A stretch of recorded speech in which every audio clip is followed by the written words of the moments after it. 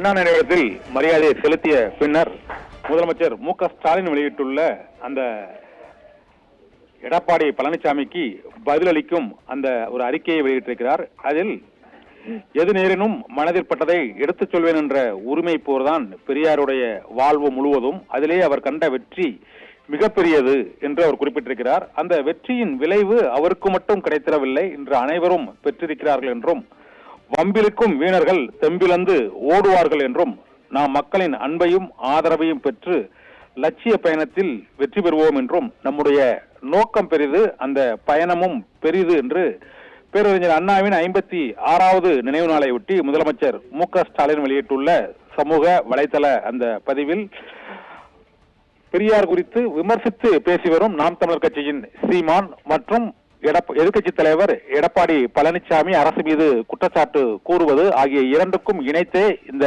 பேரறிஞர் அண்ணாவின் 56வது பிறந்த நாளான இன்று அந்த வலைத்தள பதிவின் மூலமாக அவர் பதிலளித்திருக்கிறார்.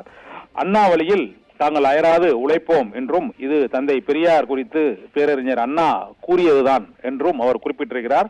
இதனால் அவரின் புகழ் ஒளியையும் அறிவொளியையும் தந்து நம்மை ஆளாக்கிய தமிழ்தாயின் தலைமகன் அண்ணாவுக்கு நாம் புகழ் வணக்கம் செலுத்தும் வேளையில் எதிர்க்கட்சி தலைவர் எடப்பாடி பழனிசாமி மற்றும் நாம் தமிழர் கட்சியின் சீமான் உள்ளிட்டோர் தெரிவித்துள்ள குற்றச்சாட்டுகளுக்கு மறைமுகமாக பதிலளிக்கும் வகையில் வம்பிலுக்கும் வீணர்கள் எல்லாம் தெம்பிலிருந்துதான் ஓடுவார்கள் என்றும், நாம் மக்களின் அன்பையும் ஆதரவையும் தொடர்ந்து பெற்று வெற்றி இலக்கை நோக்கி செல்வோம், அதற்காக பணிபுரிவோம் என்றும் அவர் வெளியிட்டுள்ள அந்த அறிக்கையில் பதிலளித்திருக்கிறார். பெயரை குறிப்பிடாமல் இந்த பதிலை அண்மையில் 2 நாட்களாக எதிர்க்கட்சி தலைவர் எடப்பாடி பழனிசாமி இந்த அண்ணா பல்கலைக்கழக மாணவி விவகாரம் மற்றும் சட்டம் ஒழுங்கு பிரச்சனை தொடர்பாக அவர்கள் தெரிவித்து வரும் அந்த குற்றச்சாட்டுகளுக்கு பதிலளிக்கும் வகையில் முதலமைச்சர் மு.க.ஸ்டாலின் இந்த எக்ஸ் தள பதிவில் அவர்கள் இருவருக்கும் மறைமுகமாக பெயரை குறிப்பிடாமல் பிரச்சனையை மட்டும் குறிப்பிட்டு பதிலளித்திருக்கிறார்.